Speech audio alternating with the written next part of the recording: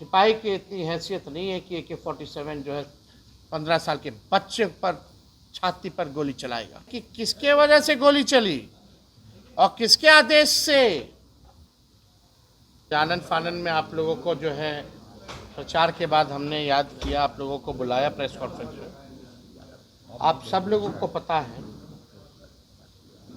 कि जो मौजूदा जो सरकार है एनडीए की और सम्राट जी की, ये बिहार को पुलिसिया गुंडा राज बनाने की कोशिश कर रहा है।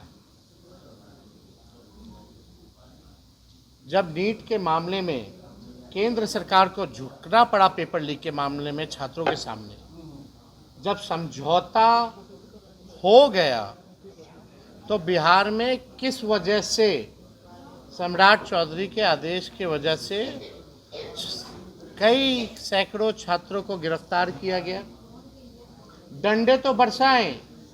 पहली बार देश के इतिहास में ऐसा हुआ कि किसी आंदोलन में AK-47 गोलियां चलाई गई और गोली कोई हवा में नहीं चलाया गया, बल्कि निर्दोष जो इंसाफ के लिए, अपने हक के लिए सड़क पर प्रदर्शन कर रहे थे, उनके छातियों को छल्ली किया गया।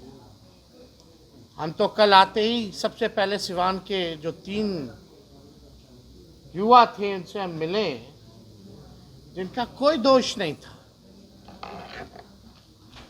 तो किस वजह से कई सैकड़ों छात्रों को सम्राट चौधरी के आदेश के बाद गिरफ्तार किया गया और कई धाराएं लगाई गई, संगीन धाराएं लगाई गई। बिहार में अपराधी को संरक्षण और छात्रों को गोली और जेल, ये हम लोग बर्दाश्त करने वाले नहीं हैं।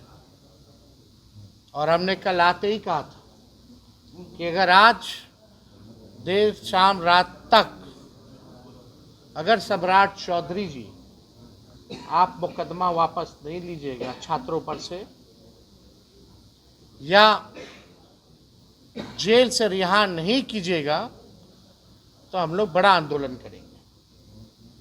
आप सबको पता है कि हमने परसों ट्वीट किया था और उस ट्वीट में साफ विजुअल था कि पुलिस किस प्रकार से AK-47 चला रही।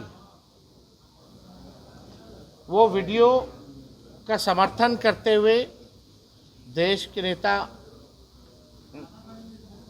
प्रतिपक्ष राहुल गांधी जी हों या अखिलेश जी हों, ये तमाम विपक्षी दलों के देश के नेता ने उसका समर्थन किया और अपनी आवाज़ को भी बुलंद किया। जब बीजेपी किसानों को ठग सकती है तो छात्रों को क्यों नहीं ठग सकती। किसानों को भी पहले ठगा, बिहार चुनाव में महिलाओं को भी ठगा कि 2 लाख रुपया जो है मिलेगा, 10,000 चुनाव से पहले दिया, अब 1,90,000 नहीं दिया।